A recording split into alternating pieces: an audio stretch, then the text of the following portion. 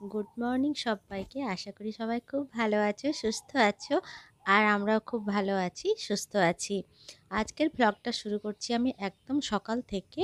আর এই যে চলে এসেছি বাগানে। আর এগুলো কি ফুল বলো তো? এগুলো হচ্ছে মূলো গাছের ফুল। কি সুন্দর না? তাই ভাবলাম তোমাদের সাথেও শেয়ার করি। চলো এবার ঘরের ভেতরে যাই। আর ঘরের ভেতরে ভাবলাম যে দেখি রিভু কি করছে। তো দেখো ও ব্ল্যাঙ্কেটের ভেতরে ঢুকে ব্রাশ হয়ে গেছে, এখন বিস্কিট খাচ্ছে। ও প্রতিদিন মানে যেদিনই বাড়িতে থাকে এভাবেই বিস্কিটটা খায়, কেন কি ওর ভীষণ রকম ঠান্ডা লাগে। আর এরকমভাবে বিস্কিট খেতে খেতে এক এক দিন তো ঘুমিয়েও পড়ে। তো ওকে অনেকবার বলেছি যে দেখ এভাবে খাবি না, কারণ তুই ঘুমিয়ে পড়িস। আর সকালবেলাটায় তো পড়ার জন্য খুবই ভালো সময়, কিন্তু ও শোনে না, বলে আমার ঠান্ডা লাগছে। এখন ঠান্ডা লাগছে কিন্তু সারা রাত ওর গায়ের ওপরে কোনো ব্ল্যাঙ্কেট থাকে না, সেটা আমাকে বারবার টেনে টেনে দিতে হয়। আজকে ভাবলাম মাথায় একটু শ্যাম্পু করব। তো আমি যেদিন শ্যাম্পু করি তার আগের দিন রাত্রেবেলা মাথায় তেল দিয়ে নিই। কিন্তু এই শীতকালে আমি যদি রাত্রেবেলা তেল নিই তো আমার ভীষণ ঠান্ডা লেগে যায়। যার জন্য আমি কি করি, তেলটা সকালবেলাতেই লাগাই। তো এখন আমি চলে এসেছি মাথায় তেল লাগাতে। আর আমি যে তেলটা ইউজ করি সেটা হচ্ছে একটা আয়ুর্বেদিক তেল। তো এবার তোমাদের দাদাভাইকে খাবার প্যাক করে দেব, ও বেরিয়ে যাবে। আর এরপর আমার যে টুকিটাকি কাজ থাকে সেগুলো একটু করে নেব। আজকে দেখলাম যে রান্নার তেলের শিশিটা একদম খালি হয়ে গেছে, তো ভাবলাম একটু টাইম আছে এই সময় তেলটা ঢেলে নিই। তো আমি এখন তেলটা ঢেলে নিচ্ছিলাম। আর আমাদের এরকম প্যাকেটেই তেল আনা হয়, দিয়ে শিশিতে ঢেলে নেওয়া হয়। এদিকের কাজ আমার মোটামুটিভাবে কমপ্লিট। এবার আমি চলে যাব স্নানে।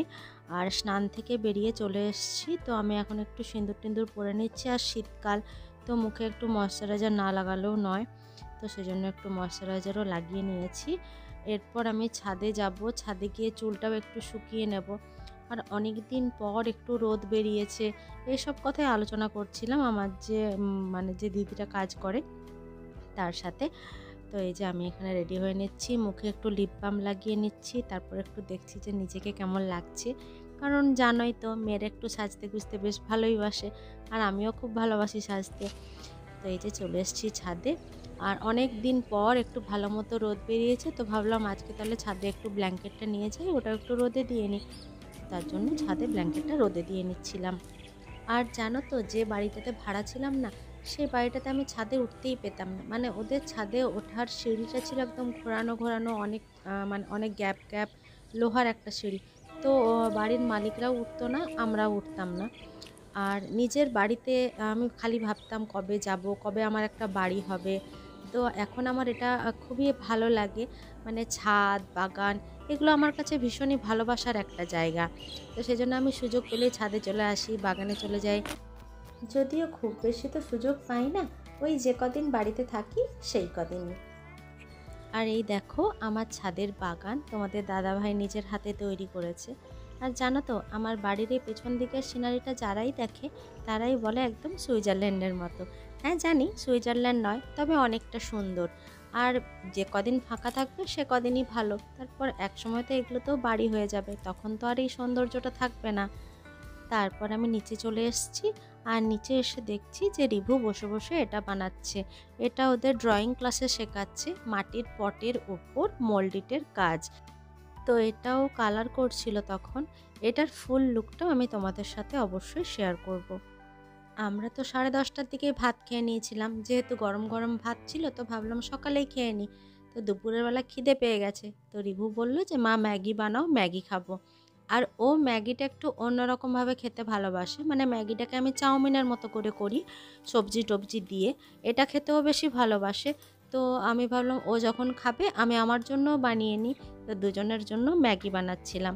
আর ম্যাগি বানানো হয়ে গেছে, এখন দুজন মিলে বসে বসে ওটা খেয়ে নেব। তো তারপর বিকেলবেলা চলে এসেছিলাম ছাদে গাছগুলোকে একটু ওষুধ স্প্রে করব বলে। কারণ গাছগুলোতে কদিন ধরে বৃষ্টি মেঘলা কুয়াশা, এর জন্য না খুব পোকা হচ্ছিল। আর গাছে জল দেওয়া, গাছের সার দেওয়া, এই যত্নগুলো তোমার দাদাভাই করে। আর ওষুধগুলো আমি স্প্রে করি।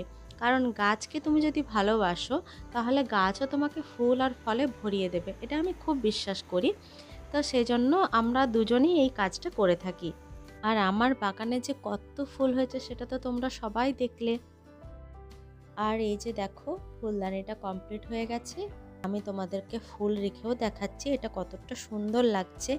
তোমরা কিন্তু অবশ্যই কমেন্ট করে জানিও যে ও এটা কেমন বানিয়েছে। আর এই যে সন্ধ্যাবেলা তোমাদের দাদাভাই ডিউটি থেকে ফিরে গেছে। আর জানো তো আমার সারাদিন কি করলাম, স্কুলে কি হলো, রিভু কি করেছে, সেগুলো আমি গেট থেকেই বলতে শুরু করি। তো সেজন্যই তোমাদের দাদাভাই তখন হাসছিল। আর দেখো লাউ গাছটা কেমন বাড়ির মধ্যে ঢুকে আসছে আস্তে আস্তে।